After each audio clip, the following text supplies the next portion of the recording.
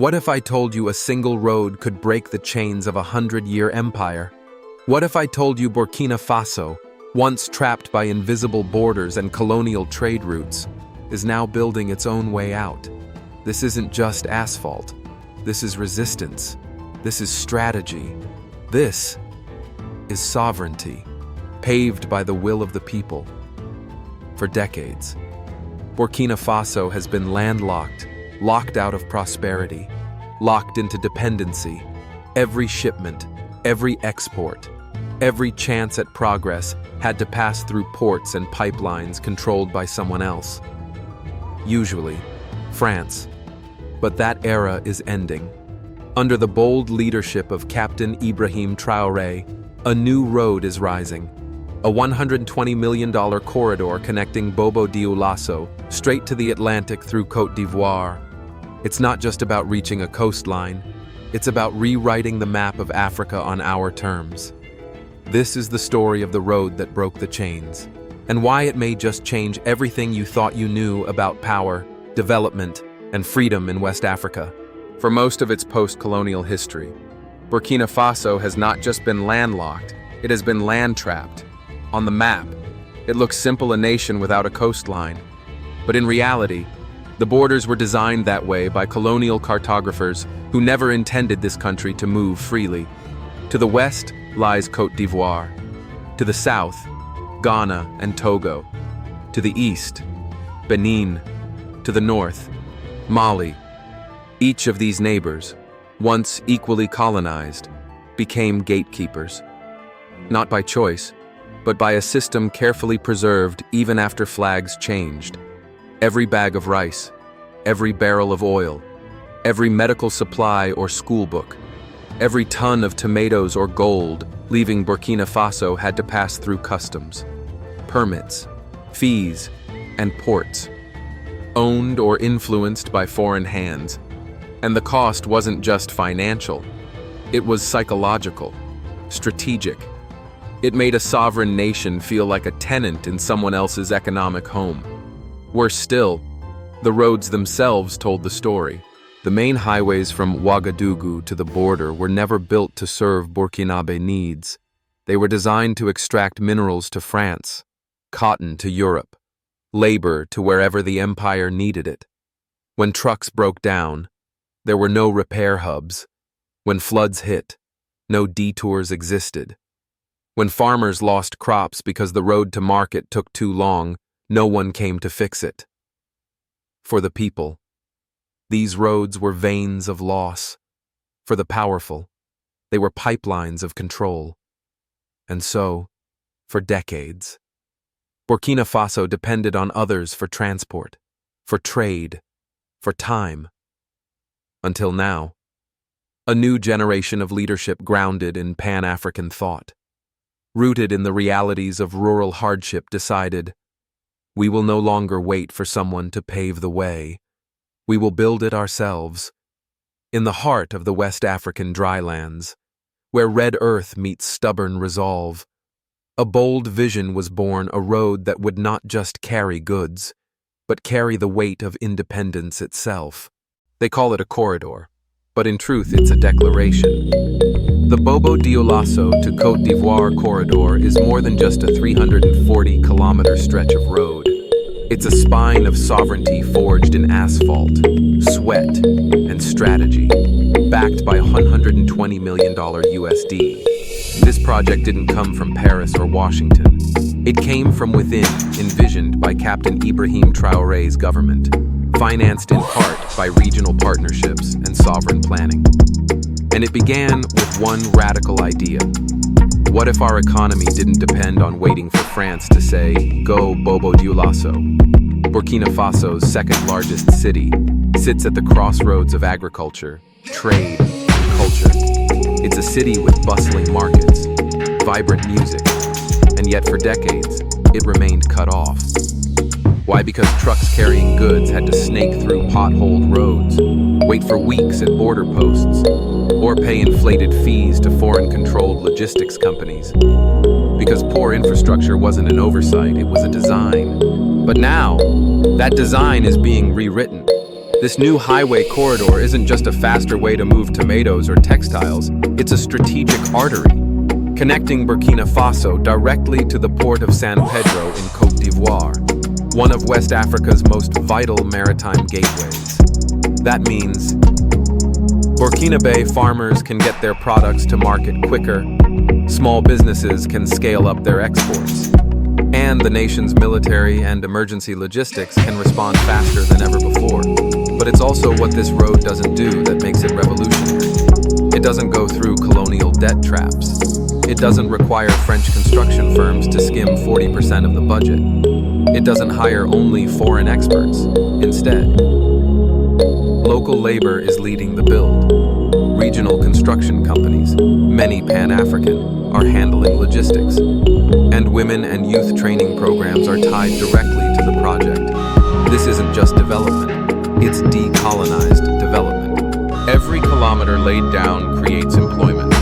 Every bridge constructed creates connectivity. Every toll collected goes into the national fund, not offshore accounts.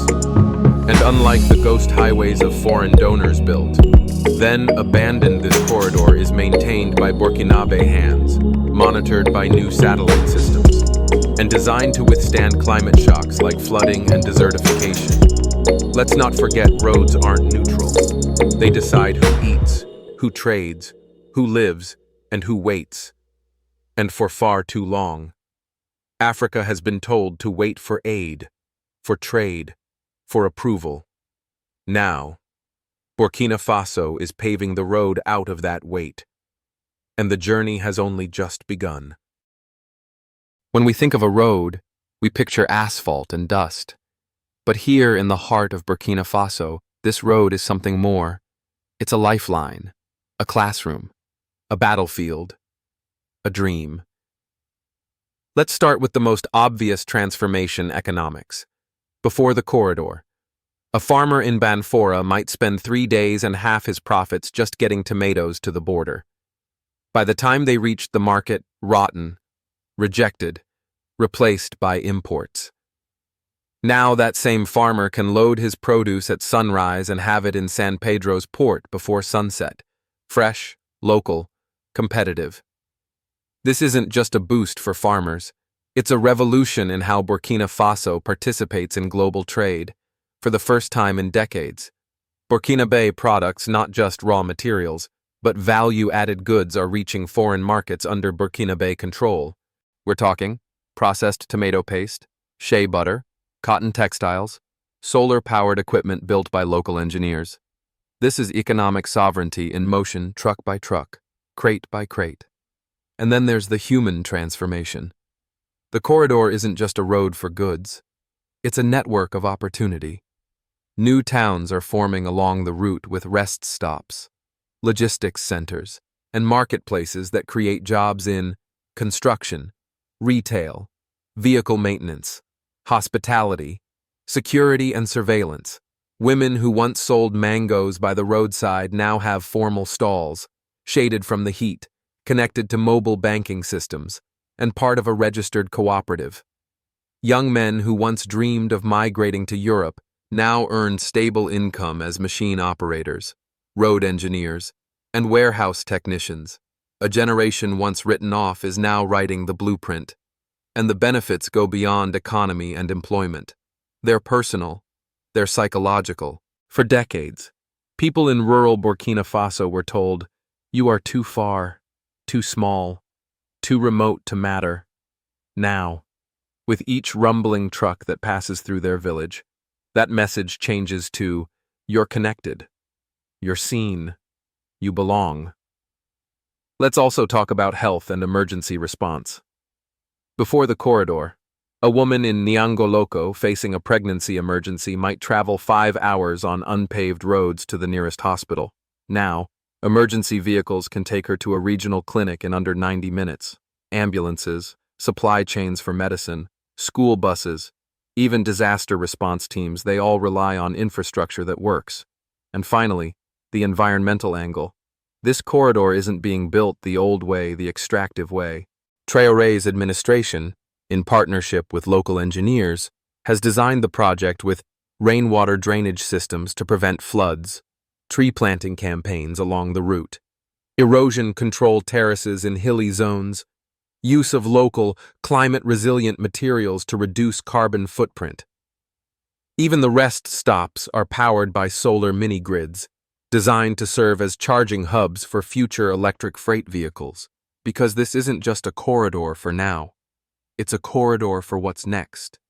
This road is not just a road, it's a symbol of resistance, a platform for dignity, and a map to a future no longer written in Paris, but in Ouagadougou and in the hearts of the people themselves. What if I told you, this road isn't just changing trade, it's challenging an empire.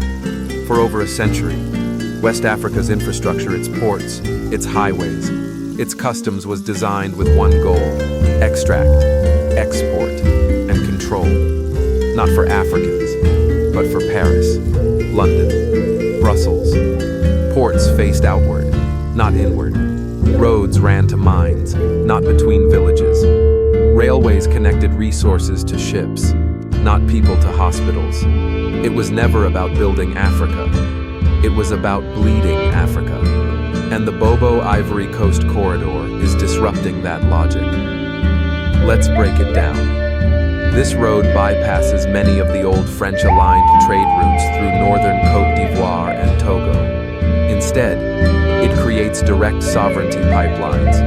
Burkinabe tomatoes to Ivorian ports, local goods to global markets, without middlemen, without gatekeepers. For companies that once profited off weak African logistics, this is a nightmare. It means less dependence on European firms for shipping, insurance, warehousing, and freight technology. It means no more backdoor deals where corrupt intermediaries skim profits while African producers stay poor.